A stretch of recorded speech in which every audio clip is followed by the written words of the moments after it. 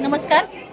आज मी पुस्तक महोत्सव या ठिकाणी आलेली आहे आणि खास मी फक्त लेखिका आशा नेगी यांना भेटायला आलेली आहे. कारण काही दिवसापूर्वीच लेखक देवा झिंजाडे यांच्याकडून मला ब्युटी ऑफ लाईफ हे पुस्तक मिळालं.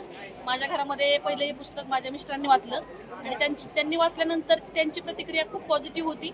कारण मी सुद्धा आमच्या घरातून माझे बंधू 12 वर्षापूर्वी ब्रेन ट्यूमरने गेले आणि त्या सगळ्या गोष्टीतून आम्ही एवढे सफर झालेलो आहे, ते जवळून पाहिलेलं आहे सगळं. आणि अशा एका आजारातून एका लेडीने एवढी फाईट दिली आणि त्या एवढ्या पॉझिटिव्ह आहेत, त्याच्यातून बाहेर पडलेल्या आहेत आणि त्या नुसत्या त्याच्यातून बाहेर नाही पडल्या, तर त्यांचा अनुभव ते शेअर करता येत.